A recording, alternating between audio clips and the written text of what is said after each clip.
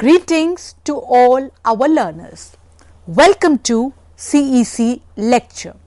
The topic of analysis is international terrorism. Dear learners, in this lecture, we shall understand the definition of terrorism. We shall elaborate and identify, discuss some of the reasons for terrorism and its implications for global politics. We shall analyze the concept, underpinning aims, objectives and methods of international terrorism.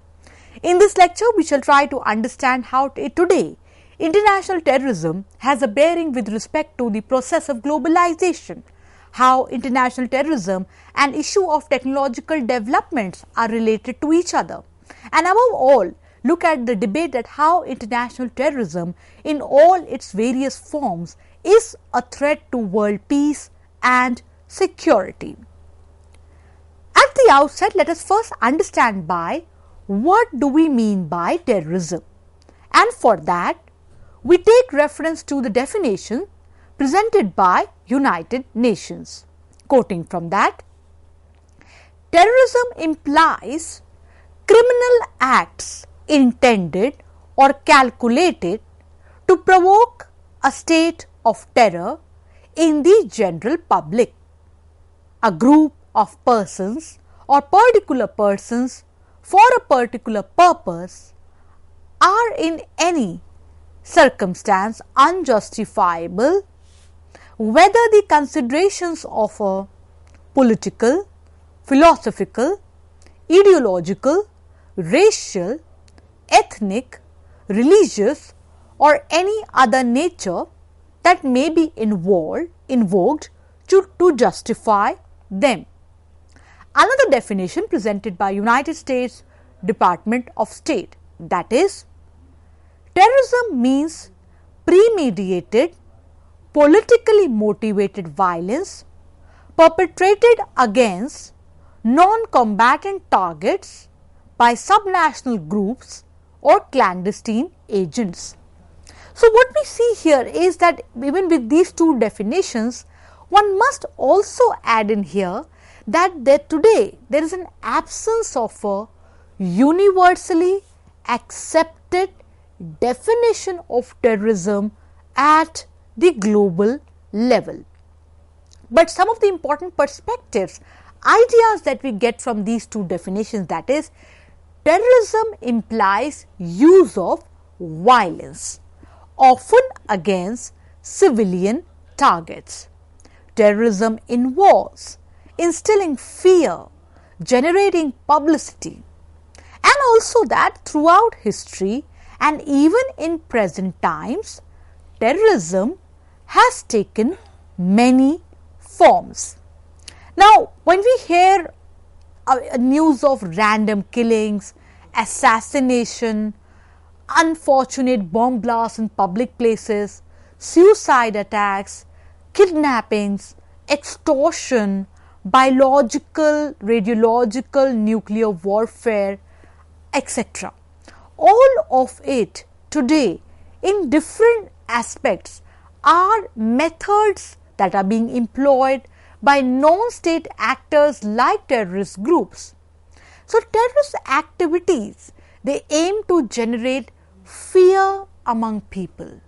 They create publicity for their goals and causes.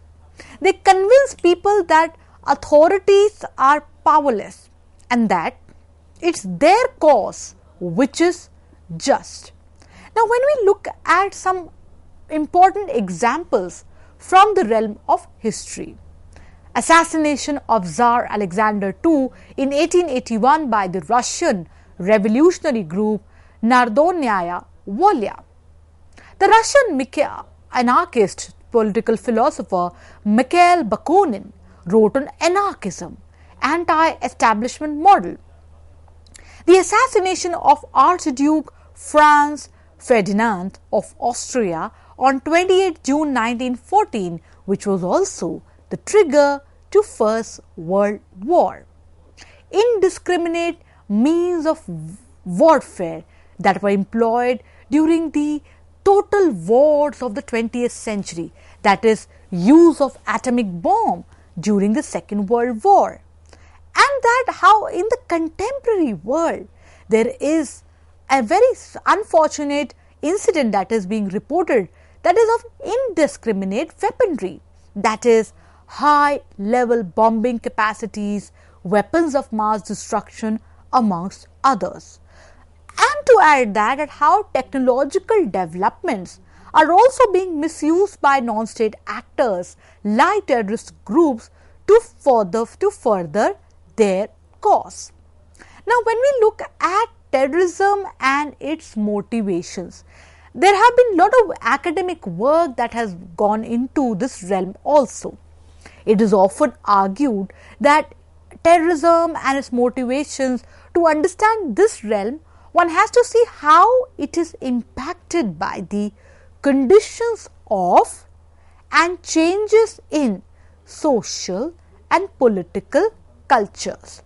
The work of Parker and Sitter is very important here, that is, terrorist actors are motivated differentially through 4 goal-oriented strains: socialism, nationalism, religious extremism, exclusionism are the 4 goal-oriented strains as per the work of Parker and Sitter. Now, what are the impacts, the consequences of terrorist activities? It has a direct impact on property and lives of common people. It has a direct economic impact, namely economic destruction of property and lives, and to add to that, creating market uncertainty, fear, anxiety, loss of tourism, loss of jobs, amongst others. The United Nations Office of Counter-Terrorism, we have to focus on it because today there are a lot of institutional mechanisms also looking at the way how terrorism has impacted lives of people, individuals, states, economies, amongst others. The United Nations Office of Counter-Terrorism, it leads and coordinates an all of United Nations approach to prevent and counter terrorism and violent extremism. It promotes international cooperation in the fight against terrorism and supports member states in implementing global counter-terrorism strategy. The United Nations Security Council, when we look at the 1540 Committee overseeing the implementation of United Nations Security Council Resolution 1540, which legally obligates member states to prevent non-state actors from acquiring weapons of mass destruction. UN-sponsored sanctions also, when we look at Libya, when we look at Sudan, they have been effective in addressing state sponsorship of terrorism. Further, when we look at United Nations General Assembly, how it unanimously adopted 2006, that is the Global Counter-Terrorism Strategy, its institutional cooperation is supported by the Counter-Terrorism Implementation Task Force. To add to that, dear learners, we must also focus on that how over the years there have been conventions to address the issue of international terrorism, that is Convention on Offences and certain other acts committed on board aircraft. This was adopted in Tokyo in 1963 and this is considered to be first international treaty against terrorism. 1970 Convention for the Suppression of Unlawful Seizure of Aircraft. Further, 1971 Convention for the Suppression of Unlawful Acts against the Safety of Civil Aviation. Convention on the Prevention and Punishment of Crimes against internationally protected persons, including diplomatic agents. 1979 International Convention against Taking of Hostages. Further, 1979 Convention on the Physical, protection of nuclear material. So what we see further is that 3 treaties were adopted in 1988, that is, Convention for the Suppression of Unlawful Acts Against the Safety of Maritime Navigation, Protocol to that Convention for the Suppression of Unlawful Acts.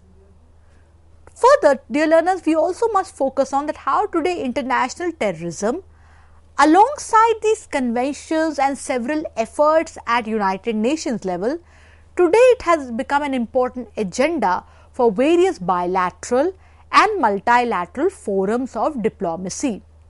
Regional organizations such as European Union, African Union, Association of Southeast Asian Nations have delivered formal statements outlining their shared commitment to counter terrorism. To take very important example, the Indian Prime Minister Narendra Modi ji, in a message to South Asian Association for Regional Cooperation on its 36th Charter Day anniversary, quoting from this report that was presented at the New Hindu newspaper on 8 December 2020, namely reading from the perspectives, the views of Prime Minister Narendra Modi, that is, full potential of SAARC can only be realized in an atmosphere free of terror and violence. To add to that, the Indian Prime Minister also called for SAARC countries to recommit to defeating the forces that support and nurture terrorism. To add one more example to highlight today how terrorism and its multiple aspects and its multiple facets are an important agenda with respect to bilateral and multilateral forums and negotiation. The ADMM Plus, which is a platform for ASEAN and its 8 dialogue partners to strengthen security and defense cooperation for peace, stability and development in the region. The Defence Minister of India, Shri Rajnath Singh, at ASEAN Defence Ministers Meeting Plus, that is ADMM Plus, pointed out some very important perspectives, and we quote from that. That is, there is a need to continue efforts to address the threats of bioterrorism, transnational trafficking, pandemic diseases. Also that support of the military establishment of respective countries to their civilian law enforcement counterparts is equally important. Dear learners, as we are analyzing the issue of international terrorism, we must also see that how it has a bearing with respect to state sovereignty. Today, the aspect of global world with porous boundaries, space-time compression, it has indeed threatened the core elements of state sovereignty, somewhere put a question mark on their capacity, legitimacy and autonomy. Now, when we look at it today, how terrorism is operating at transnational level, today terrorist organizations have emerged as important non-state actors having pan-world impact. This has led to several states coming forward in creating new criminal offences, and they have broadened legal definitions of terrorism, granting of greater powers of detention and arrest amongst others. So, what we see here is terrorist networks which are non-state actors. With globalization, the world becoming more connected and interrelated with the rise of information, communication, technological revolution. So, what we see here is that it is argued at several academic, media and global diplomatic forums that how terrorist networks have misused the ambit of porous borders that came up with globalization. Misuse of international interconnected systems, finance, communications, transits have been done by several terrorist networks. Now, when we are analyzing issues of terrorism, one must also understand that how, with presence of several international conventions, commitments of each and every nation state towards peace and security, till today terrorism is an unfortunate aspect of global politics. For that, we look at the weaknesses of the international counter-terrorism regime. At the first, it is pointed out that even today, there is lack of universal agreement over what constitutes terrorism. And to add to that, multiple actions suffer from inadequate compliance and enforcement of existing instruments.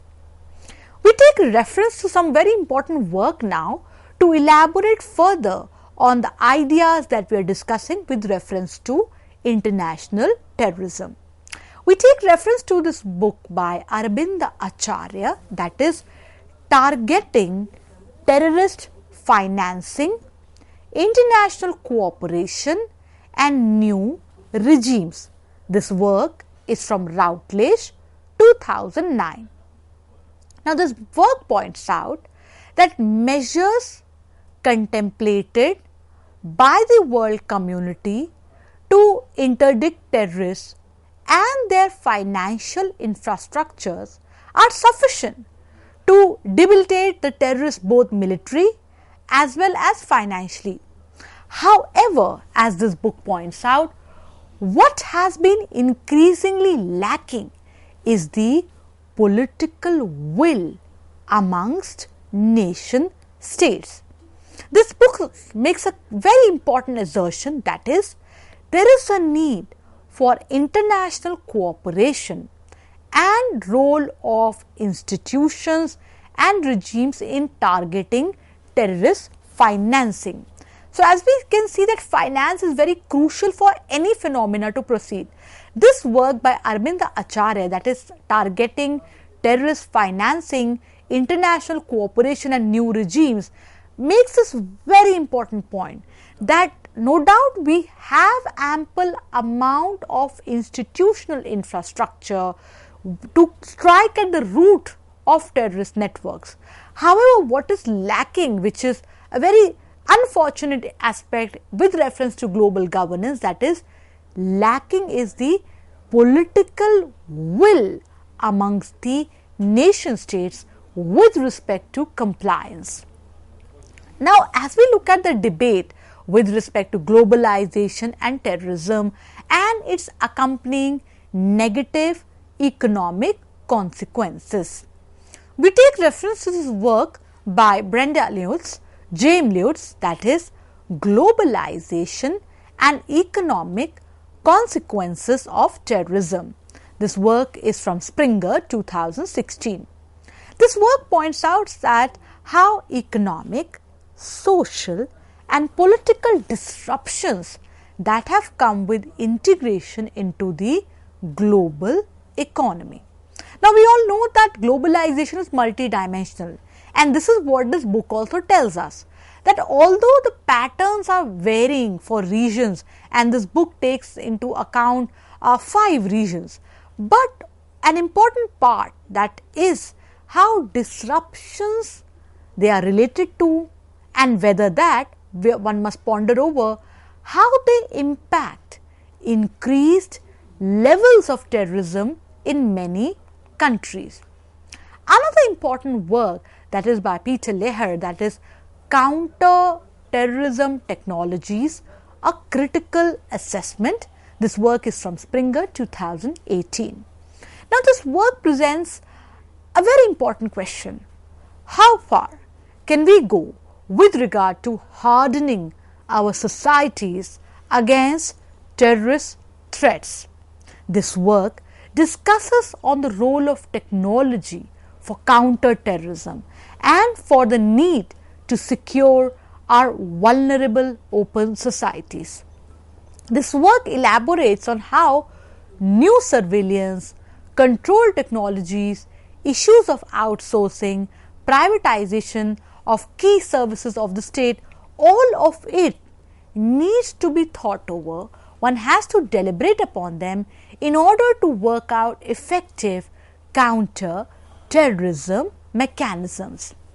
Another important work, as we are looking with reference to international terrorism, one has to see that how today international terrorism is having an important bearing with respect to global security. While understanding international terrorism, one has to see that in all of attempts, in all of methods, in all of mechanisms that are being used by terrorist networks, the aim has always been to generate fear among people and create publicity for their goals and causes. What is essential today, that when we look at the realm of cyber attacks, chemical, biological, radiological, nuclear warfare, today the entire arena of terrorist networks, which has become an important non-state network too, is very significant input to be factored in the realm of global politics. What we see that how today, when we look at issues of terrorism, alongside reflecting on past historical events, issue of use of atomic bomb during Second World War, to the way how today there is rise of indiscriminate weaponry, and lot of studies have been done to highlight how technological developments are responsible to it. One has to see that while understanding terrorism, one has to locate its motivations, and motivations are again on a diverse framework, from extremism, nationalism to exclusionism. Terrorism indeed has a huge direct as well as indirect impact, and what is essential here is global solidarity, because violence does no good, destruction leads to no gain. So what is essential here is nations have to come together to cater to issues of loss of life and property, looking at how dynamics of working motivations of terrorist activities are indeed changing over time. Today, no doubt, we have United Nations Office of Counter-Terrorism. There have been several attempts at United Nations Security Council body trying to look at avenues where, from legal obligations to deliberative forums, to cater to issues of terrorism. But what is essential to ponder over, that nations must get together in putting forward a strong voice that let not non-state actors like terrorist organization acquire weapons of mass destruction or misuse processes of technology to cater to their gains. We see that there are various conventions, Convention for Suppression of Unlawful Acts Against Safety of Civil Aviation, to International Convention Against Taking of Hostages.